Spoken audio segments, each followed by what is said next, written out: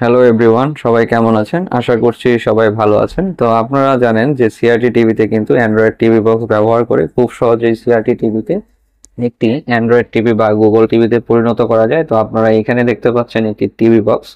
তো এটি হচ্ছে একটি এমআই টিভি বক্স, যদিও এটা অরিজিনাল এমআই টিভি বক্স না, কারণ সেটা আমি আপনাদেরকে আগের ভিডিওতেও বলেছি। কারণ এই টিভি বক্সগুলো হচ্ছে শাওমি টিভি বক্সের আদলেই তৈরি করা, কিন্তু কোয়ালিটিফুল।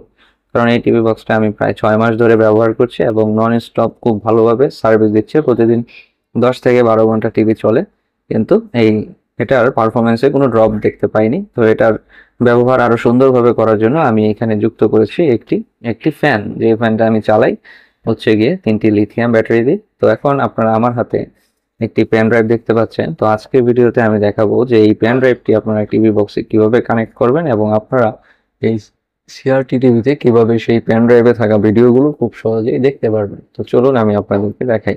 তো আপনারা এখানে আসার পর এখানে টিভি বক্সের মধ্যে দেখতে পাচ্ছেন যে ইউএসবি লেখা আছে, কিন্তু এই যে দেখতে পাচ্ছেন ইউএসবি। তো এখানে এই ইউএসবি পোর্টের মধ্যে আপনারা এই পেন ড্রাইভটিকে সংযুক্ত করে দেবেন। তো আমার এই টিভি বক্সের মধ্যে যেহেতু দুইটি ইউএসবি পোর্ট আছে, তো আমি যে কোনো একটিতে এটাকে সংযুক্ত করে দিলাম। তো সংযুক্ত করে দেওয়ার পর এখানে আপনাদের কাজ শেষ, এখানে আর কোনো কাজ নেই। এখন আমরা চলে যাব টিভিতে। তো টিভিতে আসার পর আমরা এই টিভি বক্সের রিমোটটা নিয়ে নিব। নিয়ে নেওয়ার পর এখন আমরা চলে যাব এই টিভির অ্যাপ ড্রয়ারে। তো টিভির এই যে এখানে যে দেখতে পাচ্ছেন এটা হচ্ছে টিভির অ্যাপ ড্রয়ার। তো এখানে ক্লিক করব। তো এখানে ক্লিক করার পর এখানে অনেকগুলো অ্যাপস দেখতে পাচ্ছেন। তো এখানে প্রথমে যে অ্যাপসটা আছে সেটা হচ্ছে এয়ার স্ক্রিন। এই অ্যাপটা দিয়ে আপনারা আপনাদের মোবাইলে থাকা জিনিস আপনাদের টিভিতে দেখতে পারবেন। এরপর আছে গুগল ক্রোম, ক্লিক মাই টিভি। তো সেগুলো অন্য ভিডিওতে আবার আরেকদিন আলোচনা করব। আর এখানে যে দেখতে পাচ্ছেন ফাইল ম্যানেজার, এই ফাইল ম্যানেজারে এখন আমাদের ক্লিক করতে হবে। তো ফাইল ম্যানেজারে ক্লিক করার পর এখানে আপনারা দুইটা অপশন দেখতে পাচ্ছেন, একটা হচ্ছে লোকাল মেমোরি এবং আরেকটা হচ্ছে 66E47E67। তো এটাই হচ্ছে আমার যে পেন ড্রাইভটা যুক্ত করলাম, এই পেন ড্রাইভটার এখানে নাম দেখাচ্ছে। তো এই পেন ড্রাইভটার মধ্যে এখন আমি ক্লিক করব। তো ক্লিক করার পর এখানে পেন ড্রাইভের মধ্যে যাবতীয় ফাইলের নাম এবং কি কি আছে সব দেখা যাচ্ছে। তো এখন আমি যদি এখান থেকে একটি ভিডিও আপনাদেরকে প্লে করে দেখাই, তো আমি একটি ভিডিও ফোল্ডারে যাচ্ছি। তো একটি ভিডিও ফোল্ডারে গেলাম। তো যাওয়ার পর এখানে আমরা এখন একটি ভিডিও প্লে করব। তো এখন এখানে একটি ভিডিও দেখতে পাচ্ছেন। তো আমি যদি এখন এই ভিডিওতে ক্লিক করি, এই যে টিভি বক্সের রিমোটের এই যে মাঝখানে ক্লিক করলেই হবে। এখানে ক্লিক করার পর এই যে দেখতে পাচ্ছেন ভিডিওটা কিন্তু এখন চলছে। তো এভাবে করে আপনারা খুব সহজে যে কোনো ধরনের ভিডিও আপনারা কিন্তু সিআরটি টিভিতে দেখতে পারবেন। আপনাদের মনে আগে সন্দেহ ছিল যে সিআরটি টিভিতে কি মানে পেন ড্রাইভ ব্যবহার করে ভিডিও দেখা যায় কিনা, তো সেটি কিন্তু সত্য এবং খুব সহজেই দেখা যায়। এটি একটি অন্য একটি ভিডিও, যে ভিডিওটি কিন্তু এখন এই সিআরটি টিভিতে চলছে। আর চলছে কিন্তু এই যে এই পেন ড্রাইভটা ব্যবহার করার মাধ্যমে। তো আপনারা যদি মেমোরি কার্ড দিয়ে যদি দেখতে চান তাহলে সেটিরও ব্যবস্থা আছে। এই যে এখানে একটি পোর্ট দেখতে পাচ্ছেন, যে এই পোর্টটির নাম হচ্ছে কি টিএফ। এই টিএফ পোর্টের মধ্যে আপনারা যদি মেমোরি কার্ড প্রবেশ করেন তাহলে সেম ভাবে আপনারা ফাইল ম্যানেজারে যে শুধু মেমোরি কার্ডটির ভিতরে ঢুকবেন এবং সেখানে থাকা ফাইলের ভিতরে ঢুকে আপনার ভিডিও, ছবি, অডিও এমনকি পিডিএফও করতে পারবেন এটার মাধ্যমে। তো এখন আমি যদি এটাকে ব্যাক দিই, ব্যাক দিয়ে চলে আসলাম। তো চলে আসার পর এখানে দেখতে পাচ্ছেন ফাইল ম্যানেজার। এখন যদি আমি এই পেন ড্রাইভটিকে যদি এখান থেকে খুলে নিই, এই যে পেন ড্রাইভটিকে আমি এখান থেকে খুলে নিলাম। খুলে নেওয়ার পর এখন দেখি ফাইল ম্যানেজারে কি শো করে। খুলে নেওয়ার পর এখন দেখতে পাচ্ছেন লোকাল মেমোরি, নেটওয়ার্ক, নেইবারহুড আর আছে এনএফএস শেয়ার। এখন কিন্তু এই যে এই পেন ড্রাইভের যে নামটা ছিল একটা 64 দিয়ে, সেই নামটা কিন্তু এখন এখানে নেই। তো পেন ড্রাইভ খুলে নিলে এভাবে করে আর কোনো নাম থাকবে না, এবং পেন ড্রাইভ সংযোগ দিলে আপনারা এই যে মিউজিক, পিকচার, ভিডিও যে কোনো ধরনের জিনিস দেখতে পারবেন, পিডিএফও পড়তে পারবেন।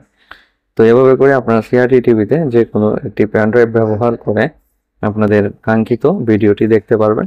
তো এখন আমি অন্যান্য অ্যাপ নিয়ে যদি একটু কথা বলি, তো এখানে দেখতে পাচ্ছেন গ্যালারি অ্যাপের মধ্যে আপনারা ছবি যদি আপনাদের পেন ড্রাইভে বা টিভিতে যদি ছবি সেভ করে রাখেন, সেই ছবিগুলো দেখতে পারবেন।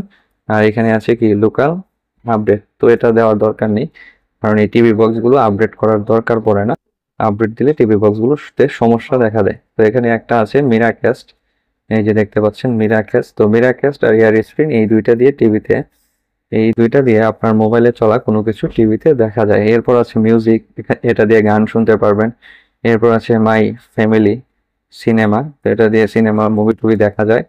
এরপর আছে net service, play store, Sportzfy. তো স্পোর্টস জেট ফাই এর কাজটা কি? স্পোর্টস জেট ফাই দিয়ে আপনারা সবাই জানেন যে স্পোর্টস জেট ফাই দিয়ে কিন্তু সকল ধরনের মানে বিশ্বে চলমান সকল ধরনের আন্তর্জাতিক খেলা দেখা যায়।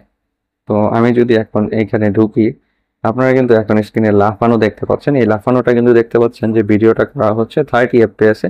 সেই 30 FPS এর জন্যই লাফানোটা দেখতে পাচ্ছেন। তো এখানে দেখতে পাচ্ছেন যে আজকে খেলা হবে কার? আজকে খেলা হবে জিম্বাবুয়ে এবং নামিবিয়া, সেই ম্যাচটাও কিন্তু এখানে দেখা যাচ্ছে। এটা হচ্ছে ক্রিক ফাই, এটা হচ্ছে Sportzfy TV app.